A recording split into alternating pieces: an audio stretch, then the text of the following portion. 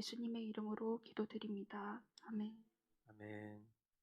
네, 감사합니다. 우리 성도 간의 문안 인사 나누도록 하겠습니다. 한 주간 평안하셨습니까? 인사하겠습니다. 네, 또 주님만 기대합니다. 인사하겠습니다. 네, 어, 우리가 이제 살아가다 보면 물론 뭐 여기에 계시는 성도님들 중에 저보다 연배가 훨씬 많으신 그런 어르신들도 많이 계시지만 어, 우리가 다 아는 것처럼 우리가 신앙하다 보면 또 살아가다 보면 우리 앞에 때로는 이해할 수 없는 문제가 생기기도 하고 또 모든 것이 다 잘 되고 또 모든 것이 다 평탄하고 모든 것이 다 행복할 것만 같았던 것들도 어느 순간 다 허무하게 느껴질 때도 있고 또 무언가 알 수 없는 여러 가지 많은 감정들 또 예전에는 문제같이 여겨지지 않았지만 어느 순간 나에게 큰 문제처럼 여겨지는 그런 일들도 우리가 많이 겪게 됩니다. 마찬가지로 신앙생활 하다 보면 어, 우리가 삶에서 겪는 이런 여러 가지 많은 변화나 그런 일들 때문에 특별히 고민을 많이 하게 되고 그리고 우리 안에 여전히 우리가 존재적으로는 예수 그리스도로 의의 옷을 입은 그런 새로운 피조물이 되었다라는 것을 우리는 믿지만 그 믿음의 정도가 오늘을 사는 나도 그리스도로 옷 입은 자다라는 것까지 믿지 못한 나머지 여전히 우리의 삶의 연약한 그 모습에 나의 존재를 내어줘서 그래서 여전히 내 입술과 내 삶에서 나오는 그런 불순종의 행태들이 우리가 하나님과의 관계를 해치게 만들고 또 더 나아가 사람과 사람 사이의 관계에서도 사실은 혈과 육에 대한 것이 아닌데 그 너머의 영적인 것에 대한 전쟁인데 우리가 지식적으로 다 안다 하지만 사실은 사람에게 그 모든 타겟을 돌리기를 좋아하는 그런 죄된 역사가 우리의 삶 속에 우리의 성경 말씀을 통해서도 우리가 그것을 확인하고 경험하면서 살아가요. 그래서 그냥 모든 것이 다 좋을 것만 같았지만 괜히 섭섭하고 괜히 밉고 그런 일들이 생겼을 때 우리가 그 현실, 그 상황 넘어 하나님이 이 상황 속에서 나에게 요구하시는 믿음의 순종은 뭘까? 이런 것들도 우리가 좀 고민했으면 좋겠고 그리고 더 나아가 어, 그런 사단의 송사로부터 내가 어떻게 자유함을 입었는지 오늘 우리가 찬양으로 고백한 것처럼 예수님이 날 위해서 얼마나 위대한 일을 행하셨는지를 기억하면 사실은 우리 눈앞에 펼쳐져 있는 내가 문제라고 여기는 것들은 문제가 아니죠. 앞에서 이 이야기를 하고 있는 저도 얼마나 비참하고 형편없는 존재인지 주님이 아시고요. 저랑 가까이 사는 가족들이 잘 알고 있어요. 제가 이런 얘기를 하는 것은 제 자신 스스로에게 제가 알고 있는 지식 그대로 믿음을 써서 고백하는 고백인과 동시에 또 동일한 성정에 저와 여러분들이 하나님 앞에 취해야 될 믿음의 태도가 무엇인가 오늘 말씀 듣기 전에 다시 한번 우리의 심령을 좀 돌아보면서 특별히 우리 공동체가 뭐 바이러스 때문에 어려움도 있지만 또 연약한 제가 또 이렇게 안식의 기간을 갖는 기간 동안 성도들 가운데 그들 내면의 여러 가지 크고 작은 신앙의 고민들 속에서 이렇게 어, 생각할 수 있는 그런 시간들을 갖고 있는데 우리가 어떤 일들이 벌어지는지 잘은 모르지만 그래도 공동체가 어떤 그런 현상들을 통해서 조금 뒤숭숭하기도 하고 뭔가 영향을 받을 수도 있는 그런 부분들이 저는 충분히 있다고 생각해요. 왜냐하면 공동체니까. 그런데 그럴 때 우리가 그것을 그냥 감추고 그냥 좋은 인정과 평판을 받기 위해서 애쓰고 노력할 것이 아니라 내 내면에 가지고 있는 문제들을 먼저는 하나님 앞에 나아가 그것을 무릎 꿇고 주님 앞에 고백하는 시간들이 필요할 거고요. 그리고 더 나아가서 그런 문제들이 아주 사소한 문제일 수 있거든요. 그럴 때에는 같이 그 문제를 풀어가면서 이렇게 신앙의 문제에 그것이 지장받지 않을 수 있도록 하는 것이 저는 굉장히 중요하다고 생각해요. 어, 여러분들 중에도 분명히 우리가 지금 전 세계적으로 바이러스로 인해서 어려움을 겪고 있고 삶의 방식들이 바뀐 어떤 그런 시대를 우리가 살아가고 있다 보니까 여러분 중에도 뭔가 이렇게 정돈이 되지 않고 뭔가 집중이 되지 않고 뭔가 되게 분산하고 어수선한 그런 마음이 있으실 거예요.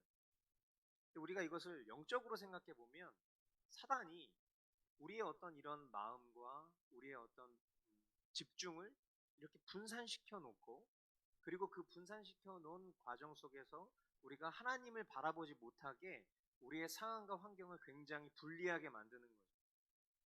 그러면 나는 지식적으로는 내가 주님을 믿고 있다 여기기 때문에 내 마음과 또 내 상태는 괜찮을 거야 이렇게 생각을 하지만 실제로 내 삶은 괜찮은 방향으로 나아가지 않을 가능성이 많아요. 내가 알고 있는 그 지식 때문에. 그러면 우리는 마땅히 내가 알고 있는 그 지식과 내 삶이 일치되고 있는가를 점검해 봐야죠. 근데 거기서 만약에 그 점검을 해봤을 때 내가 믿고 있는 그 지식과 내 삶이 일치가 되지 않는다면 그건 문제인 거예요. 문제의식을 1차적으로 갖는 게 중요해요. 그래야 내가 그 문제로부터 벗어날 수 있는 방법도 구할 수 있습니다. 그런데 마치 우리가 뭐에 취한 것처럼 이런 문제의식을 갖는 태도조차 없고 뭔가 이렇게 어떤 이 시대의 어떤 기류 속에서 세상의 풍조 가운데 그냥 내가 둥둥 떠다니는 그런 맛 잃은 신앙인들처럼 살아가면 문제도 해결 못하고 신앙의 성숙도 있지 않을 뿐만 아니라 그러한 상태가 지속되면 어느 순간 우리는 내 삶에 닥친 실제적 문제 앞에 꼬꾸라질 수밖에 없는 그런 연약한 존재라는 것을 기억해야 됩니다. 그래서 오늘 우리가 이런 자리에서 예배하는 이 순간 다시 한번 우리의 마음을 새롭게 하고 오늘 저와 여러분들에게 말씀하시길 원하시는 이 하나님 말씀 앞에 귀 기울여 청종하고 그리고 그 말씀이 제가 앞에서 말씀을 전하지만 여러분도 다 아시다시피 제가 말씀을 전할 자격이 있는 사람이 아니에요. 저도가 아니라 저는 아주 흉측한 사람이에요. 저는 아주 안 좋은 사람이에요. 그러나 오늘 우리 자매가 기도한 것처럼 주님이 이 자리에 저를 세우신 단 한 가지 이유가 있다면 그것은 주님의 은혜의 경륜으로 이 자리에 저를 세워주시고 그렇기 때문에 저는 더더욱 주님의 말씀을 말씀 그대로 전할 수밖에 없는 왜? 자격이 없는 자를 주님이 세우셨습니다. 그러니까 더더욱 저는 말씀을 말씀대로 전할 수밖에 없는 존재예요. 그렇기 때문에 오늘 이 말씀을 듣는 여러분들이 유가나 목사가 말씀을 전하는구나 이렇게 생각하지 마시고 하나님이 유가나 목사를 그냥 도구 삼으셔서 하나님의 말씀을 듣게 하시는구나라고 여기시고 이 말씀을 살아있는 하나님의 말씀으로 받고 깨달을 것은 깨닫고 또 돌이킬 것은 돌이키고 취할 것은 취하는 그런 지혜와 은혜가 저와 여러분들에게 다 있게 되기를 축원드립니다. 앞에 좀 각설이 좀 길었는데요. 오늘 요한계시록 19장 말씀을 가지고 어린 양의 혼인잔치라는 제목의 말씀 나누도록 하겠습니다. 1절로 4절까지 말씀 보도록 합니다. 이 일이 있은 뒤에 내가 들으니 하늘에 있는 큰 무리가 내는 우렁찬 음성과 같은 소리가 이렇게 울려왔습니다. 할렐루야! 구원과 영광과 권력은 우리 하나님의 것이다. 그분의 심판은 참되고 의로우시다. 음행으로 세상을 망친 그 큰 창녀를 심판하셨다. 자기 종들이 흘린 피의 원한을 그 여자에게 갚으셨다. 그들이 다시금 할렐루야! 그 여자에게서 나는 연기가 영원히 올라가는구나 하고 외치니 24 장로와 내 생물이 보좌에 앉아 계신 하나님께 엎드려 경배하고 아멘 할렐루야 하고 말하였습니다. 아멘. 이미 우리가 살아가고 있는 이 시대 가운데에 사탄과 또 적그리스도적인 영향력은 우리가 살아가고 있는 이 시대에 이미 영향을 끼치고 있어요. 그리고 마지막 때가 되면 될수록 예수 그리스도께서 재림하실 그때가 다가오면 다가올수록 이 사탄과 적그리스도적 영향력은 절정에 다다를 것이다. 이것이 개혁주의적 관점에서 바라보고 있는 종말론입니다. 그리고 그 적그리스도적인 영향력은 힘을 합쳐서 극렬한 핍박을 하게 되는데 누구를 대상으로 극렬한 핍박을 하냐면 그 타겟은 불특정 다수를 핍박하는 것이 아니라 참된 성도들만 핍박을 할 것입니다. 저와 여러분들 참된 성도라고 우리가 믿음으로 고백을 합니다. 우리가 만약에 참된 성도라면 이 마지막 때가 되면 될수록 적그리스도와 사탄의 그 연합 세력은 우리를 타겟으로 공격을 할 거라고 성경은 말하고 있는 거예요. 저와 여러분들은 세상을 살아가면서 물질 그리고 육체적 쾌락, 세상살이에 대한 근심과 걱정을 이겨내면서 살아야 되는 존재들이에요. 그죠? 그래서 우리가 지난주에 고난이 은혜였음을 찬양하면서 우리가 다시 한번 내가 주님 때문에 마땅히 싸워내야 되는 우리의 삶의 이 어떤 세상적 풍토를 내 삶에서 밀어내는 이 고난이 주님의 은혜이구나라는 것을 다시 한번 우리가 붙잡고 결단했었잖아요. 그런데 그런 것만 이겨내야 할 뿐만 아니라 이런 사탄과 적그리스도의 연합적인 이런 아주 극렬한 핍박의 실제와 맞서 싸워야 하는 그런 사람들, 그런 게 바로 참된 성도들이라는 거예요. 그러나 그것이 굉장히 우리에게 큰 부담으로 다가오지만 성경은 하나님께서 주님의 성도들을, 주님의 교회를 지키고 보호해 주실 것이다 라고 약속하고 계십니다. 더 나아가 음행으로 이 땅을 더럽게 한 큰 창녀, 또 다른 표현으로 뭐라고 표현했죠? 큰 바빌론, 그리고 둘째 짐승, 한마디로 배교한 교회를 하나님께서는 공의로 심판하실 것이며 또 그들의 핍박 때문에 순교한 이들의 핏값을 그들에게 물으시며 갚아주실 것이다. 이것이 우리가 성경을 보면서 확인한 하나님의 시나리오입니다. 이 시나리오에 대해서 이 하나님께서 하나님의 시간 속에서는 어쩌면 이미 이루어진 일일 텐데 우리는 그 하나님의 시간을 살아가는 이 과정 가운데 이루어질 것을 믿음으로 나아가고 있는 이때에 하늘의 24 장로와 내 생물이 이 믿음의 선포 가운데 하나님 앞에 엎드려서 아멘 할렐루야 그렇게 될 것입니다. 말씀대로 될 것입니다. 하나님을 찬양합니다. 이렇게 외치고 있는 것이고 또 하나님이 행하신 일들에 대해서 찬양하고 있는 말씀이 오늘 1절부터 4절까지 말씀이고요. 그리고 이 1절부터 4절까지의 말씀을 모티브로 해서 만든 찬양, 예수 하나님의 공의를 오늘 우리가 선포하는 거예요. 우리의 찬양이 이와 같은 것이 되어야 하는 것입니다. 비단 오늘을 살아가는 우리에게 그냥 어떤 삶의 희비의 문제에 대해서 찬양하는 것이 아니라 구원받은 자로서 그 구원을 이루어 가시는 주님의 열심을 믿고 찬양하는 것, 그런 찬양의 고백이 되어야 하는 것입니다. 아멘. 우리가 우리 마음에 좀 근심이 있고 우리 마음에 좀 위로가 필요할 때 찬양 들으면서 그 근심을 달래고 위로를 달래는 거 나쁘다고 얘기하는 게 아니에요.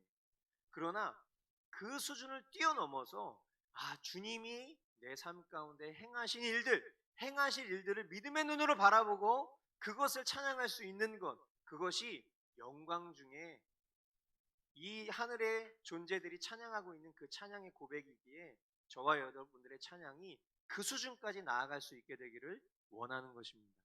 아멘.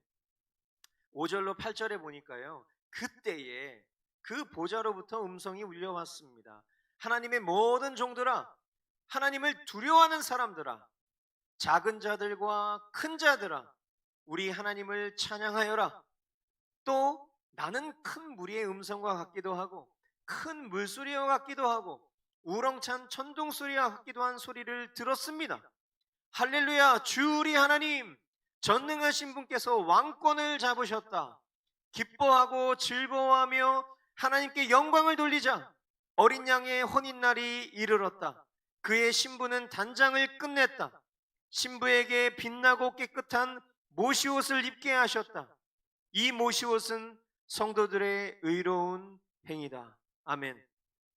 하나님께서 이루시는 구원은 하나님께서 통치하시는 섭리의 목표예요. 목표.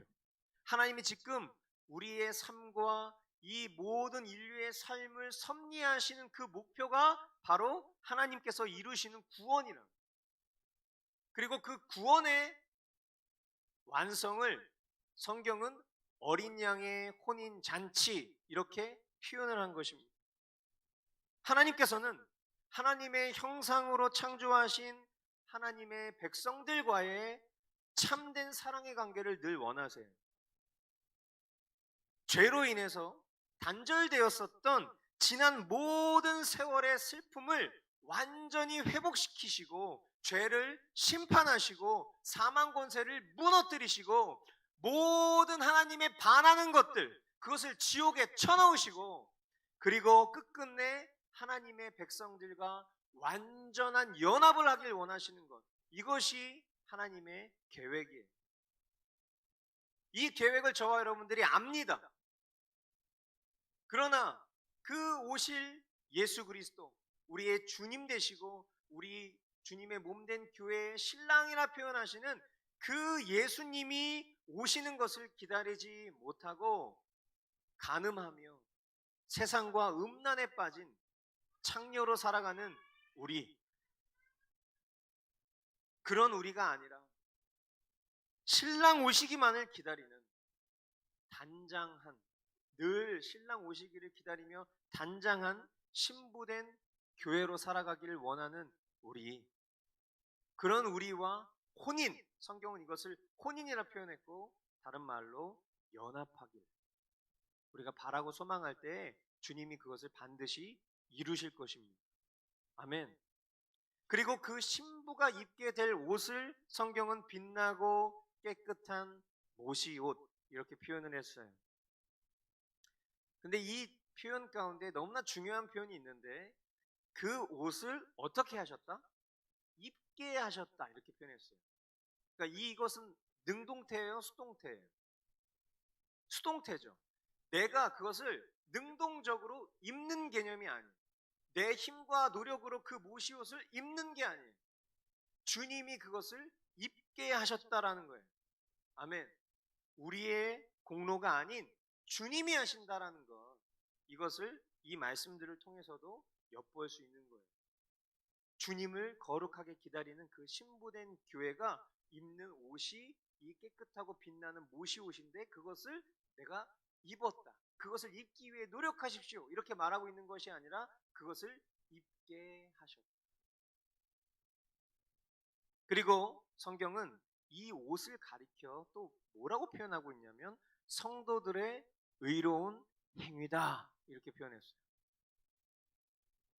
구원받은 자들, 한마디로 구원받은 자들이 입는 옷이 이 모시옷인데 이 모시옷을 성경은 성도들의 의로운 행위 이렇게 표현했어요. 그러니까 우리가 구원받은 사람이라면 옷을 입었는데 그 옷이 뭐예요? 의로운 행위. 우리가 자주 사용하는 표현, 믿음의 실제. 믿음의 실제. 우리가 야고보서 말씀을 통해서도 확인한 바처럼 믿음은 산 믿음이 있고 죽은 믿음이 있습니다. 그죠? 내 믿음이 살아있는 믿음이에요. 그렇다면 그 믿음은 무엇을 통해서 입증이 된다고 했죠? 행위를 통해서 입증이 된다고 했습니다. 내 삶의 행실을 통해서 내가 믿고 있는 그 믿음이 진짜인가 가짜인가를 확인해야 되고 확인할 수 있다라는 거죠. 주님이 나에게 허락하신 구원은 우리가 잘 아는 것처럼 내가 죄인 되었을 때에, 내가 연약할 때에 전적인 주님 편에서 은혜로 주신 선물이에요. 아멘. 그렇기에 그 은혜의 선물을 받은 우리는 그리스도께서 이루신 이 의를 힘입어 살아가는 자들이에요. 아멘. 그것을 믿는 믿음으로 살아가는 자들입니다. 아멘. 그러나 한번 따라해 주시겠어요? 모르면 몰랐지, 알면서도 살려 하지 않는 것은 모르는 거예요. 여러분 이거 잘 기억하세요. 저와 여러분들이 알아요. 우리가 알아요. 그런데 그렇게 살기가 어려워요. 이렇게 말한다면 그 말은 틀린 말이에요. 모르는 거예요. 그거. 모르는 거예요. 아는데 그렇게 살기 어려워요. 이거는 여러분 주님을 모독하는 말이라고 명심하시기 바라요. 왜냐하면 주님은 이미 그 일을 다 이루셨기 때문에. 주님이 내가 알고 있는 그걸 다 이루셨다고. 근데 나는 그렇게 살 수 없어요 말하는 건 주님이 그렇게 살지 못한 존재라고, 주님이 하신 일들이 실패라고 말하는 거예요. 아멘. 우리가 믿는 믿음은, 내가 알고 있는 그 지식은 주님이 연약한 나를, 죄인된 나를 위해서 그 모든 나의 죄를 도말하시고 2000년 전 십자가 위에서 나와 함께 죽고 오늘을 살아가는 내가 그 주님으로 살아가도록 그 일들을 이루신 게 주님이세요. 아멘. 그럼 내가 그것을 압니다, 내가 그것을 믿습니다라고 하면, 예 주님, 제가 그거 살지 못하는 존재이지만 그 존재는 죽었습니다. 오늘 내가 알고 있는 그 지식대로 살게 될 것을 믿습니다. 주님 도와주십시오. 주님 피와 이 죄와 싸워 피 흘리기까지 힘써 싸울 수 있도록 나의 힘의 근원이 되어 주십시오. 그렇게 말하는 게 정상이에요. 그러나 알아요, 근데 나 그렇게 살지 못하겠어요 얘기하는 거 모르는 거예요. 그게 잘못됐다는 게 아니라 지금 착각하고 있는 거예요. 안다고 착각하고 있는 거예요. 모르는 거예요. 그걸 인정해야 돼요. 더 나아가 모르는 것일 수도 있고요, 믿지 않는 걸 수도 있어요. 그러므로 성경은 이 믿음의 실제, 성도들의 의로운 행위, 구원받은 자들이 입은 옷이 성도들의 의로운 행위인데, 이 믿음의 실제인데, 이것을 통해서 내가 오늘 정말 실제인가, 내 믿음 진짜인가, 내 삶 가운데 나타나는 이 행실들이 내가 알고 있는 그 지식이 내 삶 가운데 드러나고 있는가, 지금 이 말씀들을 통해서, 매주 이 요한계시록의 말씀들을 통해서 저와 여러분들의 삶을 돌아보게 하시는, 여러분 이것이 얼마나 은혜입니까? 매번 이 모의고사, 우린 지금 모의고사야, 모의고사. 오늘의 믿음으로 구원받는 존재가 아니에요. 아니 죄송해요, 제가 잘못 얘기했어요. 어제의 믿음으로 구원받는 존재가 아니에요. 오늘 주님은 또다시 우리에게 기회를 주셨어요. 오늘 내가 내 실력을 확인할 수 있는 기회를 주님이 나에게 주신 거예요. 내가 이 기회 속에서 이 기회를 선용해서, 주님 제가 말씀 앞에 서 봤는데 오늘 이 말씀을 들어보니까 제 믿음이 형편없습니다 주님. 그리고 제가 컨닝하면서 마치 그 좋은 점수를 맞는 것처럼 흉내내면서 살았는데, 막상 까발려 보니까, 말씀 앞에 까발려 보니까 내가 지난 20-30년 동안 믿었던 내 믿음이, 지난 몇 년간 내가 집중하면서 정말 복음 팠던 내 믿음이 오늘 말씀 앞에 서 보니까 다 허구였다는 것을 깨달았습니다 주님. 그러니 주님 오늘부터 다시 시작할 수 있도록 도와주십시오. 여러분 이게 얼마나 은혜입니까? 이거 인정이 그렇게 어려운가요? 왜 자꾸 옛날 점수를 얘기해? 왜 자꾸 옛날 실력을 얘기하냐? 모르는 거예요. 믿지 않는 거예요. 그러니까 삶이 바뀌지 않는 거예요. 그러니까 번번이 똑같은 문제 앞에 넘어지는 거예요. 저와 여러분의 얘기예요. 그러므로 여러분, 우리가 아는 대로 잘 사는지 반성하는 거에서 끝나는 게 아니에요. 내가 진짜 아냐 모르냐, 내가 믿냐 안 믿냐에 대한 질문을 주님은 오늘도 이 말씀을 통해서 우리에게 주시는 거예요. 그것이 예수 그리스도의 신부된 교회로서 마땅한 태도다. 그러니까 이런 말씀들을 우리가 접하면 당연히 불편하고 부담스러울 수밖에 없어. 그러니까 뭔가 우리 안에 이런 마음이 있는 거예요. 구원에 대한 세팅을 과거의 어느 날 다 끝내놓고 나는 이미 구원 받았다라고 여기고 매일매일 살아가는 동안 그냥 내 마음대로 살고 싶은 게 솔직한 심정인 거예요. 그런데 주일날 와서 얘기를 들을 때마다, 또 내가 말씀 앞에 직면할 때마다 보자 하니까 과거에 내가 세팅이라고 여겼던, 이미 구원 받았다라고 확신하고 여겼던 그 자기 확신은 나를 구원할 수 없다라는 것을 깨닫는 거예요.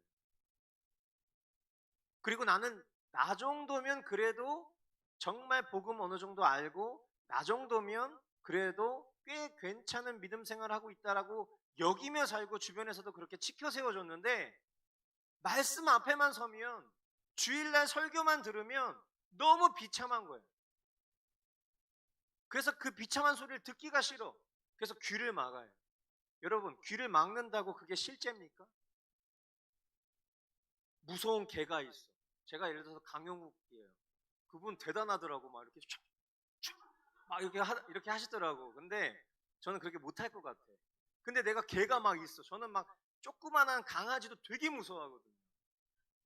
근데 조그만 강아지가 아니라 어마어마하게 큰, 예를 들어 도사견이 있다고 치자. 도사견이 내 앞에 막 오고 있어. 어떻게 해야 돼?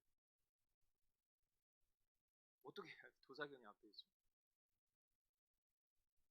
뭔가 조치를 취해야 되잖아. 조치. 그죠? 근데 내가 하는 조치가 뭐냐면 눈을 감는 거야. 무서워서. 무서워. 이러면 어떻게 돼? 물려 죽는 거야. 조치를 취했어야 되는데 조치가 뭐냐면 눈을 가리고 있는 거야. 우리가 그런 거야.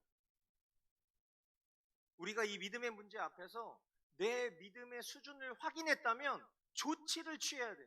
복음의 조치. 우리가 그 십자가 복음에 이 복음의 조치라는 표현이 나오잖아. 실제적 조치가 필요하다고. 내 삶을 돌아봤을 때 내 삶에 실질적 믿음이 없다라는 것을 확인했다면 이미 주님이 이루신 일은 사실이고, 그렇다면 그것이 내 삶 가운데 전혀 발동되지 않고 있다면 나는 죽은 믿음이구나. 그럼 내가 어떻게 하면 주님이 오늘 나에게 주신 오늘이라는 시간, 지금이라는 시간 속에서 내가 실질적으로 믿음의 반응을 할 수 있는 조치를 행해야 될까? 이걸 고민해야 되는데, 그냥 과거의 어느 정도 수준에서 내가 알고 있는 그 구원의 세팅을 해놓고 내 맘대로 살고 싶다 보니까 여기서 오는 충돌이 너무 심한 거예요. 여러분, 눈 가린다고 해결되는 게 아니에요. 듣기 싫다고 듣지 않는다고 해결되는 게 아니에요. 주님은 택하신 자들에게 끝까지 찾아가셔서 복음을 들려주실 것입니다. 그러나 그것이 마냥 나에게 늘 허락될 것이라고 여기는 건 믿지 않는 자의 태도라는 거야. 오늘 주님이 나에게 들려주시면, 오늘 주님이 나에게 돌이키게 하시면 그 돌이킬 줄 아는 게 그것이 은혜에 반응하는 태도다. 꼭 기억하실 수 있게 되길 바랍니다. 그것이 구원받은 자라는, 그것이 정말 이 의로운 행위라는 옷을 입은 자, 그것이 믿음의 실제를 살아가는 참된 교회. 9절로 10절. 또 그 천사가 나에게 말하였습니다. 어린 양의 혼인잔치에 초대를 받은 사람은 복이 있다고 기록하여라. 그리고 또 말하였습니다. 이 말씀은 하나님의 참된 말씀이다. 그때 내가 그에게 경배드리려고 그의 발 앞에 엎드렸더니 그가 나에게 말하였습니다. 이러지 말아라.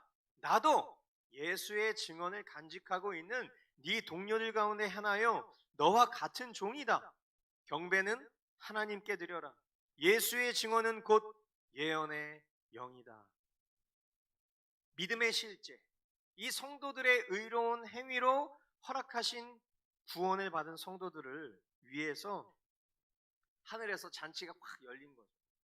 그랬더니 그 요한이 그것을 보면서 너무 감격을 하는 거예요. 그러면서 그 메시지를 선포하고 있는 그 천사의 발 앞에 엎드려서 그 천사를 경배하려고 하고 있는 거예요. 지금 이 장면이. 그러자 천사가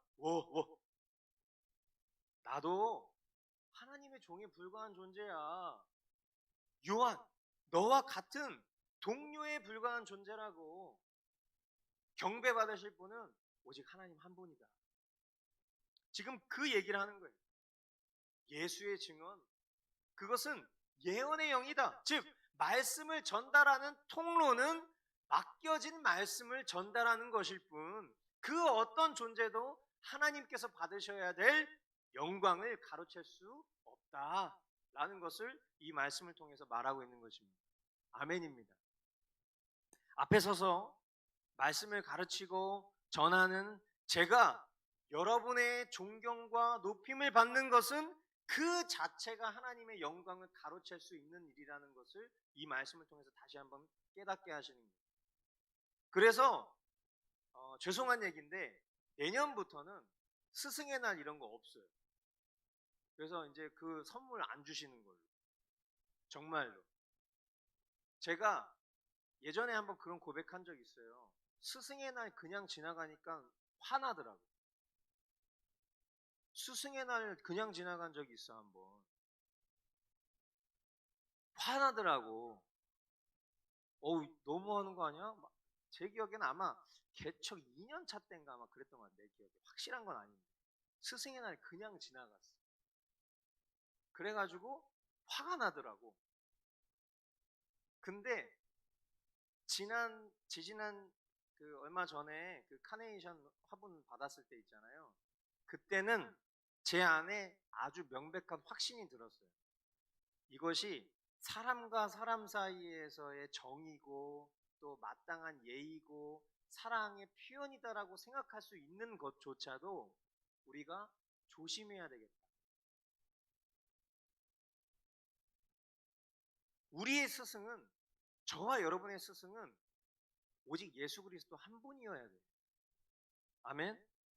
여러분은 저에게 제자가 아니에요. 제가 제자 훈련이라는 표현을 복음 훈련으로 바꾼 이유가 그래요. 제가 풍성한 삶의 기초를 지금 이제 중단하고 있는 과정 속에서 우리 이삭 형제가 30번째 지체예요. 제가 30명과 1대1로 한 거예요. 30번째 지체예요. 그럼 스승의 날 때 어떻게 해야 돼? 프로틴 한 통을 사와야 될 거 아니야. 그런데 프로틴 한 통을 사오지 않아도 제 마음에 불편함이 없는 이유는 뭐냐면 저는 이삭 형제의 스승이 아니에요. 우리의 스승은 오직 예수 그리스도 한 분이십니다. 아멘.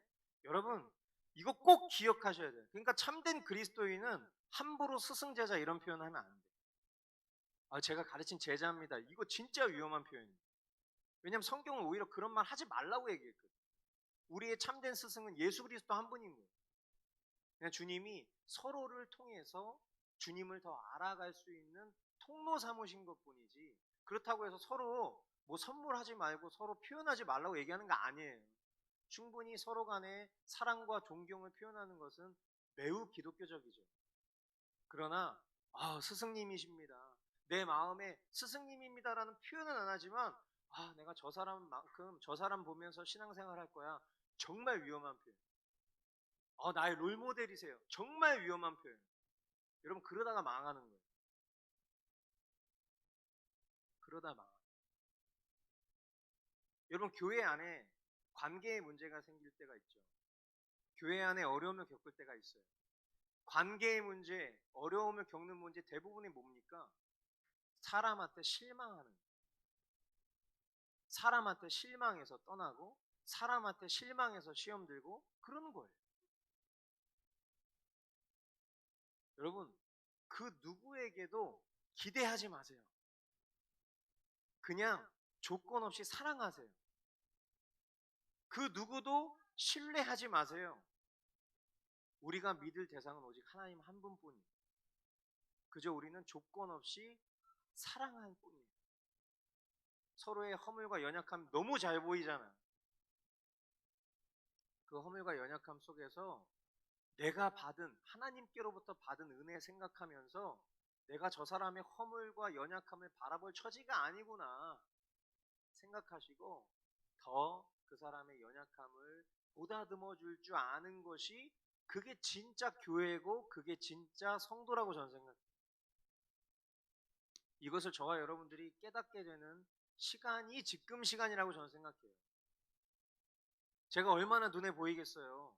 지금 당장 달려가서 위로하고 지금 당장 가서 권면하고 지금 당장 가서 해결하고 싶은 게 얼마나 많겠냐고. 그러나 오히려 이 교회를 주님께서 교회답게 세우시기 위해서 지금 체질 변화시키시고 있는 중이라고 생각해요. 우리가 아무리 복음을 영화롭게 하는 교회라고 생각했지만 여전히 내 마음 한켠에 사람을 의존하고 있고 그 사람이 없으면 내 마음에 공허함이 있고 그 사람이 없으면 내 마음에 그 어떤 하나님의 말씀이 실제적이지 않고 만약에 그렇다면 그건 망하는 거예요. 저는 기도로 목양하고 있어요, 요즘에. 내 마음에 지금 당장 찾아가서 같이 울어주고 지금 당장 찾아가서 미안하다고 고백하고 지금 당장 찾아가서 잘 지내고 있냐고 물어보고 싶은 그들을 하나님 손에 올려드리고 있어요. 여러분들도 그런 시간을 가지실 수 있게 되겠습니다. 경배받으셔야 될 분은 하나님 한 분이십니다. 우리가 믿고 신뢰해야 될 분은 오직 성령 하나님 한 분이세요. 그리고 우리는 그냥 서로 사랑할 존재. 그러니 우리가 더욱 사랑의 실제를 서로에게 나타낼 줄 아는 게 필요할 것 같아요. 누가 어려움이 있으면 그 어려운 지체를 서로가 좀 챙겨주고 보다듬어주고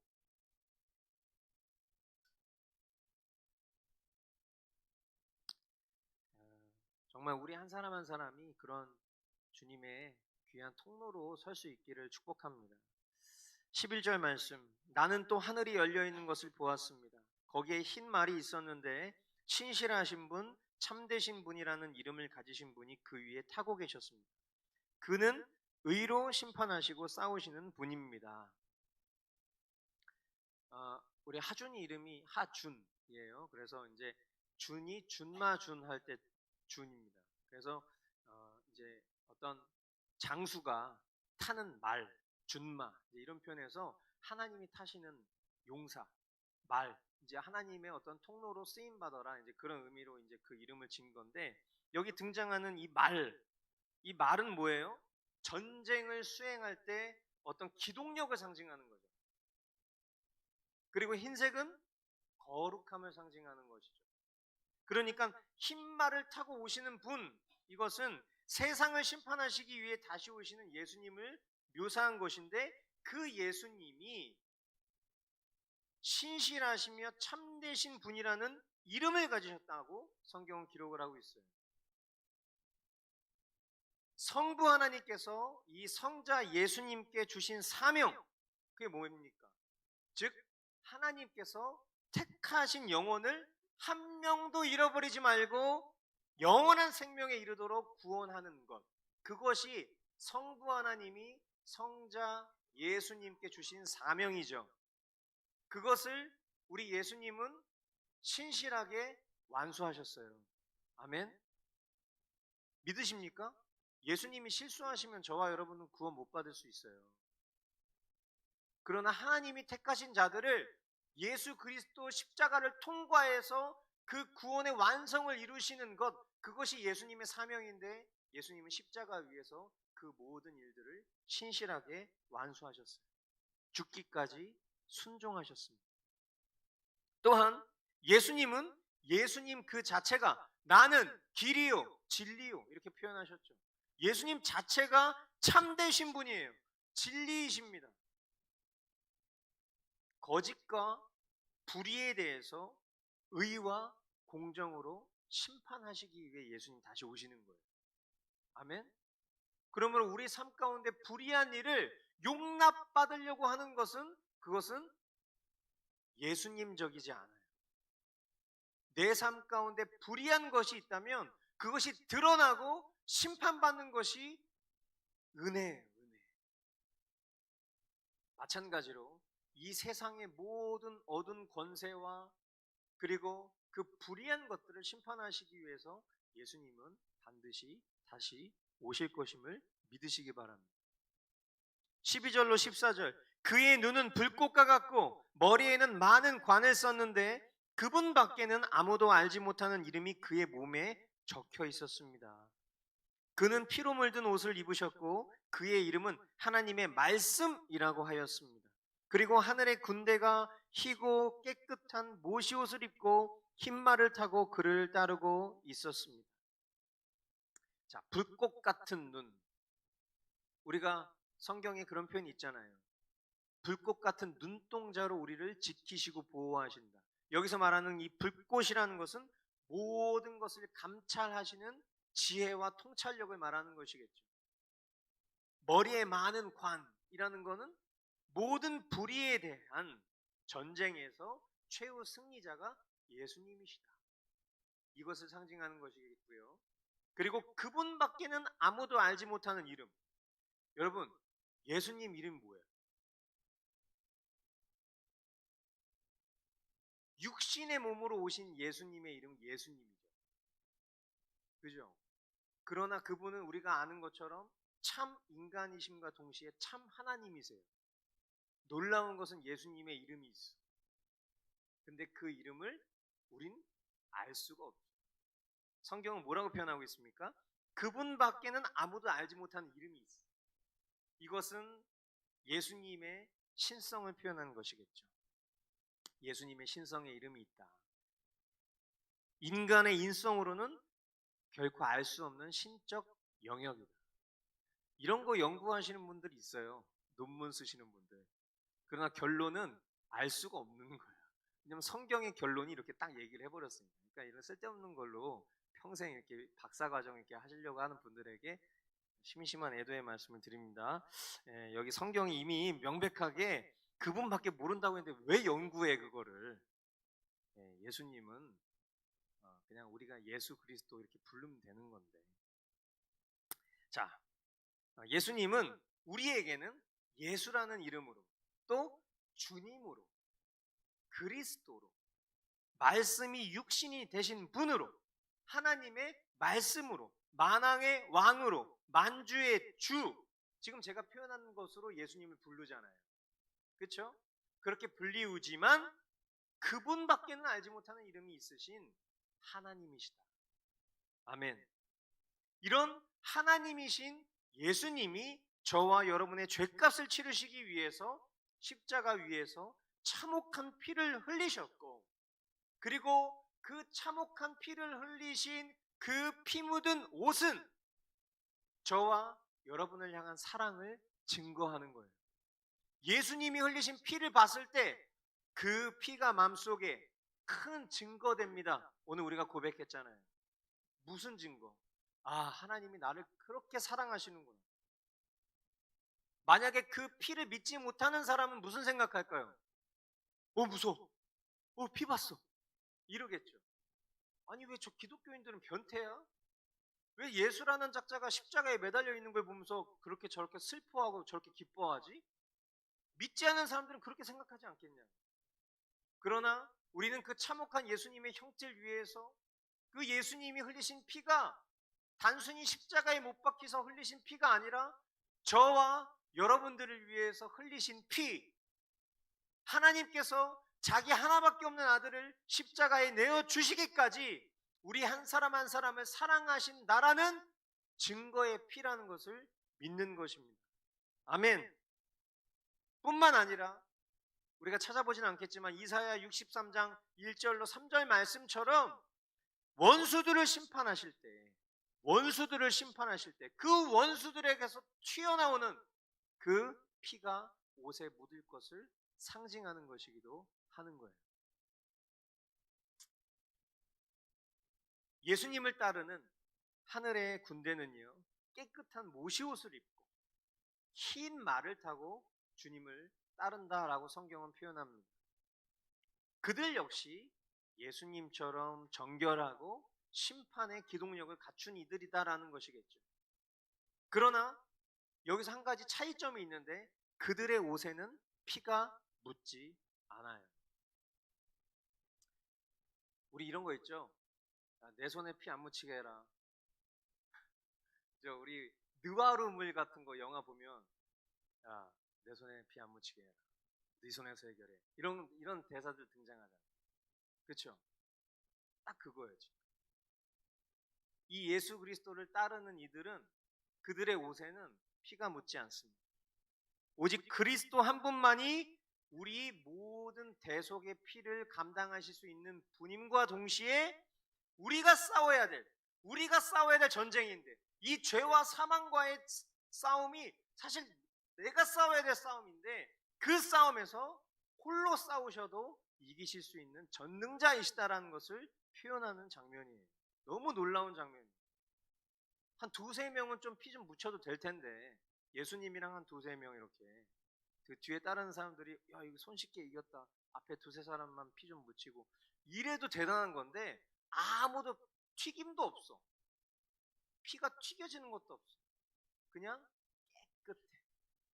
그러나 우리의 장수 대신, 우리의 만왕의 왕, 만주의 주 대신 그 예수 그리스도 한 분에게만 우리의 죄를 대속하시기 위해서 흘리신 그분의 보혈과 모든 죄와 사망 권세와의 싸움 가운데 심판하시면서 그들의 그 심판 가운데 튀겨진 그 피가 예수님 한 분에게만 묻혀지고 있다라는 이 사실을 통해서 우리는 큰 힘을 얻는 것이죠. 우리 대장은 이렇게 세신 분이에요. 아멘. 이것 말고 다른 걸 왜 신뢰하겠어요? 그러니까 우리는 그냥 주님께서 이루시고, 그리고 그 이루실 일들을 기대하고, 오늘의 정결을 지키기 위해서, 깨끗한 그릇이 내가 되기 위해서, 그 복음을 잘 담아내기 위해서 그것만 우리는 신경 쓰면, 그것이 우리가 행해야 할 일들이라는 것을 깨닫게 해주시는 말씀인 거죠. 아멘. 자, 15절 말씀해 보니까 그의 입에서 날카로운 칼이 나오는데 그는 그것으로 모든 민족을 치실 것입니다. 그는 친히 쇠 지팡이를 가지고 모든 민족을 다스리실 것이요, 전능하신 하나님의 맹렬하신 진노의 포도주 틀을 밟으실 것입니다. 그의 옷과 넓적다리에는 왕들의 왕, 군주들의 군주라는 이름이 적혀 있었습니다. 자, 다시 오실 그 예수님의 입에서는 날카로운 칼이 나온다고 해요. 그것은 그분의 말씀이 회개와 심판의 능력이 있는 것임을 표현한 것이겠죠. 네 말이 나에게 비수로 꽂혔어. 우리 이런 표현 쓰잖아요. 그죠? 말 한마디를 던졌는데 그 말이 나에게 푹 상처가 됩니다. 주님의 입에서 나오는 그 검과 같은 말씀, 우리 마음에 네 꼬라지를 봐라. 네가 지금 변명하고 있는 그 모습을 봐라. 너가 지금 넘어져서 쓰러져서 즐거워하고 있는 그 죄된 모습을 봐라. 사랑 없는 것처럼 보이는 거예요, 이런 말들이. 그러나 그것을 통해서 내가 돌이킬 수 있는 은혜를 입는 것이 너무 소중한 거라고 앞에서 귀에 못이 박히도록 말씀드렸죠. 주님의 말씀은 이런 말씀이에요.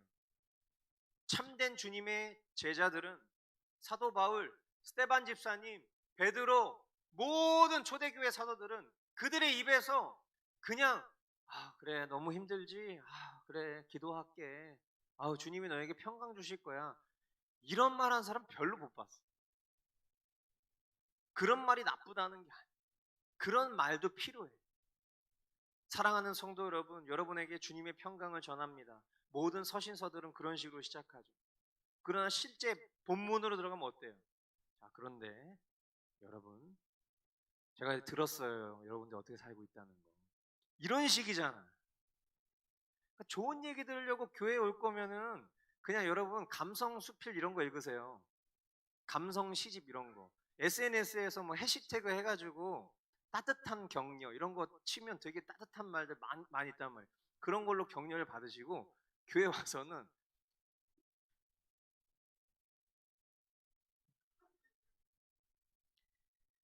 아휴, 자, 히브리서 4장 12절로 13절. 하나님의 말씀은 살아있고 힘이 있어서 어떤 양날 칼보다도 더 날카롭습니다. 그래서 사람 속을 꿰뚫어 혼과 영을 갈라내고 관절과 골수를 갈라놓기까지 하며 마음에 품은 생각과 의도를 밝혀냅니다. 하나님 앞에는 아무 피조물도 숨겨진 것이 없고 모든 것이 그의 눈앞에 벌거숭이로 드러나 있습니다. 우리는 그의 앞에 모든 것을 드러내 놓아야 합니다. 제가 설교할 필요가 없어요. 그냥 이 말씀 하나로 끝나는 거예요. 우리는 그의 앞에 모든 것을 드러내 놓아야 합니다. 여러분, 하나님의 말씀 앞에 실오라기 하나라도 걸칠 생각하시면 그거 망하는 거예요. 우리는 벌거숭이가 돼야 되는 게 정상이에요. 자, 로이드 존스 앤솔러지 제가 가끔 공유하는데 그 로이드 존스 앤솔러지에 보면 이렇게 표현하고 있어요. 사람이 성경을 읽을 때 어떻게 전율이나 공포를 전혀 느끼지 않고 읽을 수 있는지 저는 정말이지 놀라지 않을 수가 없습니다. 왜냐하면 성경은 완전하신 하나님을 표현하는 동시에 가장 최악의 인간의 모습을 분명하게 드러내 보이기 때문입니다. 성경을 보는데 거기서 희한하게 아주 감성적인 문구만 잘 찾아내시는 분들이 있어요. 너무 놀라. 저는 그 재능이 어디서부터 왔는지 알아요. 저는 주님께로부터 왔다고 생각하지 않아요. 아주 휴머니즘적인, 인본주의적인. 인본주의가 뭡니까? 사단이 처음 아담과 하와 꼬실 때 썼었던 방식 아니에요. 야, 그래? 야, 너 그거 먹으면 하나님처럼 돼. 너가 신이 되는 거야, 너. 나, 나. 그러니까 성경을 봐도 거기서 나를 위로하고 아주 듣기 좋은 말만 잘 골라내는 건 사단적인 거예요. 제가 말씀드리는 건 제가 조금 이렇게 뭐라고 표현할까요? 좀 반대급부적으로 표현하다 보니까 마치 성경에 나오는 그런 사랑의 언어들을 부정하는 것처럼 여러분 이해하시지 않으시죠? 성경은 분명 우리를 향한 사랑의 메시지가 듬뿍 담겨 있어요. 그런데 그 사랑은 공의와 붙어 있어요. 따로따로가 아니에요. 붙어 있다. 인간은 존재적인 죄성을 갖고 있어서 내버려 두면 지 멋대로 망나니가 돼요. 그래서 성경은 초지일간 그 지 멋대로 망나니 된 존재들에게 돌아오라고, 회개하라고, 내가 너를 사랑하니까 내 사랑을 신뢰하라고 주님 그렇게 말씀하시는 거예요. 그 언어들이 사랑의 언어죠. 그러나 너 만약에 돌아오지 않으면 죽어! 심판할 거야. 주님은 이렇게 말씀해요. 제가 로마서 설교할 때 얼마나 부드러웠습니까? 제가 로마서 설교할 때와 도르트 신조 설교 우리 다룰 때 하나님의 그 은혜를 얼마나 누렸습니까? 근데 요한계시록 설교를 하니까 그 어디 하나 부드러운 구석을 찾고 싶은데 찾을 수가 없어. 부드러운 구석을 찾는다고 찾았더니 그게 그냥 하나님이 하신 일을 찬양했다 막 이런 거예요. 24 장로와 내 생물이 찬양했다 이거 말고는 다 죽어 그러다가 그럼 죽는다고 말씀하시는 걸 죽는다고 얘기해야지. 그거를 여러분 죽는다고 하셨지만 살려주실 수도 있습니다. 이렇게 얘기할 수는 없는 노릇이에요. 그리고 이 방금 읽었었던 이 히브리서 4장 12절 13절, 그리고 성경 말씀은 아니지만 이 마틴 로이드 존스 앤솔로지에 등장하고 있는 이 표현들을 우리가 생각해 봤을 때 초지일관 성경은 우리가 얼마나 죄인인지,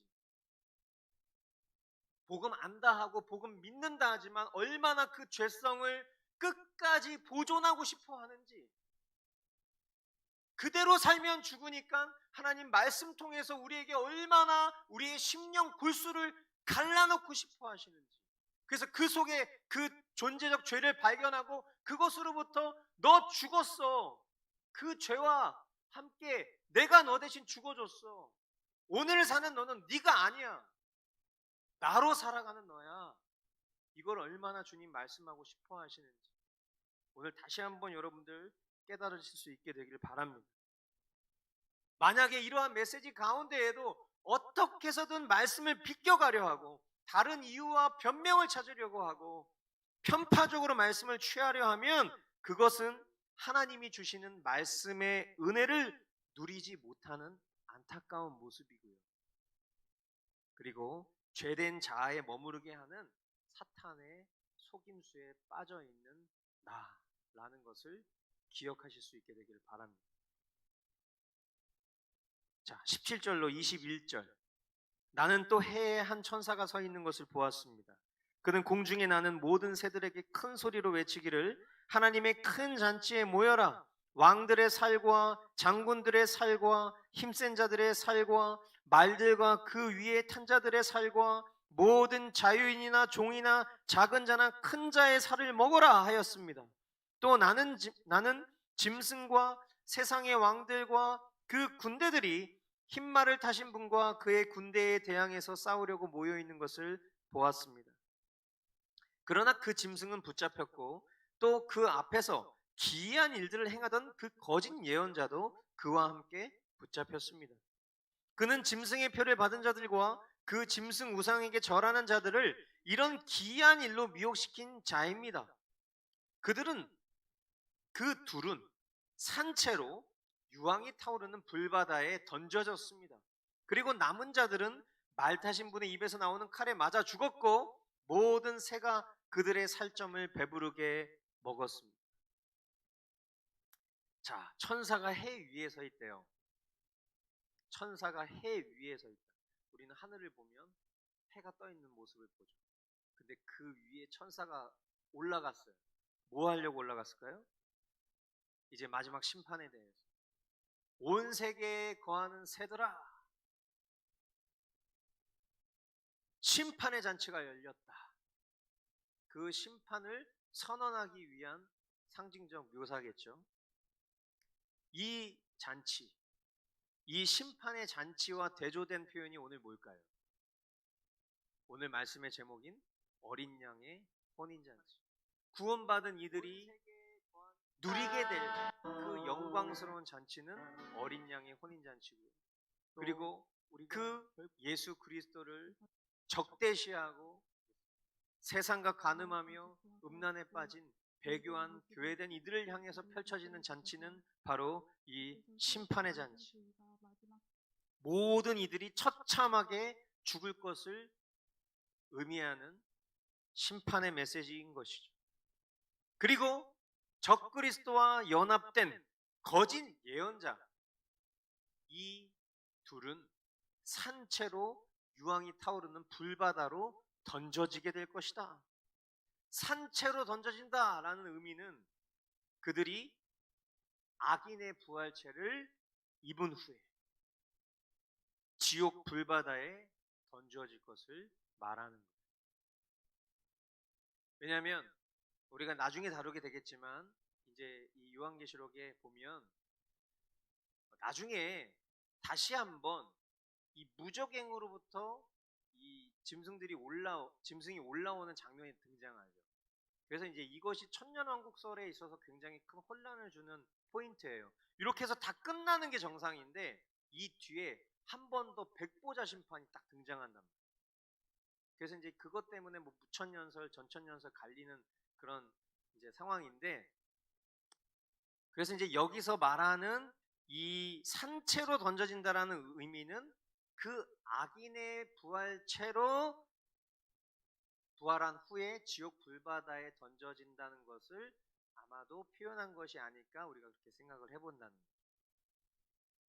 자, 그리스도와 함께 죽고 산 이들은요, 영광스러운 몸으로 영원한 생명을 얻습니다. 그리스도를 저주하고 믿지 않으며 세상의 영광을 따라 살아가는 사람들은요, 멸망하는 세상과 함께 영원한 죽음을 맛볼 것이다. 이것이 성경의 결론이에요. 우리가 지난 19주간 이제 이 요한계시록 말씀을 통해서 주님의 마음을 나누고 있습니다.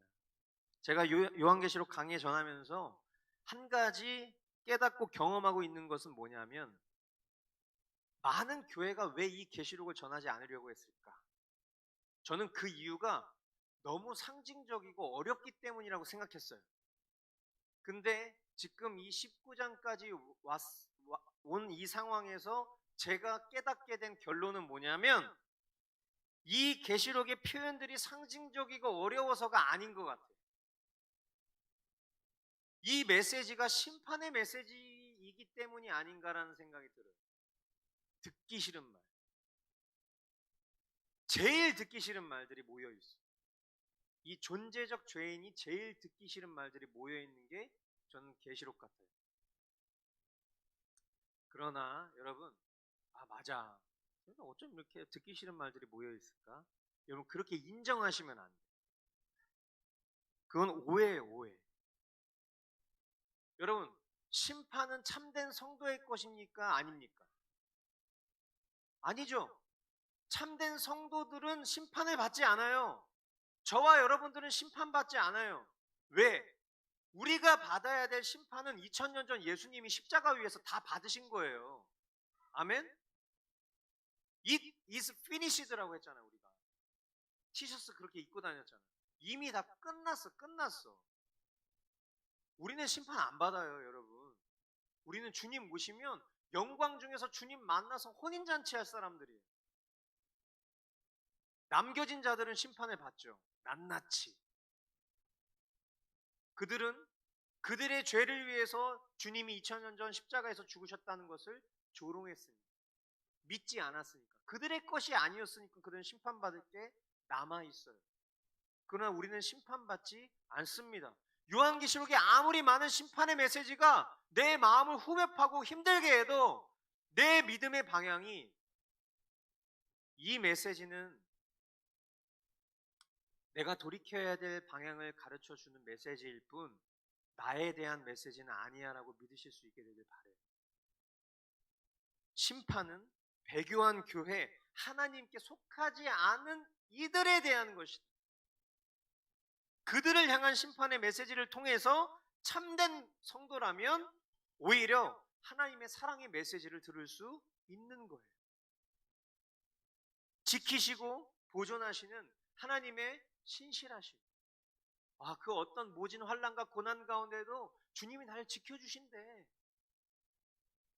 그리고 참고 인내하는 그 모진 고난 가운데에서도, 수많은 유혹 가운데서도 참고 인내하는 성도들을 위해서 하나님의 공의를, 우리 왕 되신 주님이 나 대신 싸워서 나한테는 피 한 방울 튀기지 않도록 주님이 다 그 모든 일들 이루신대.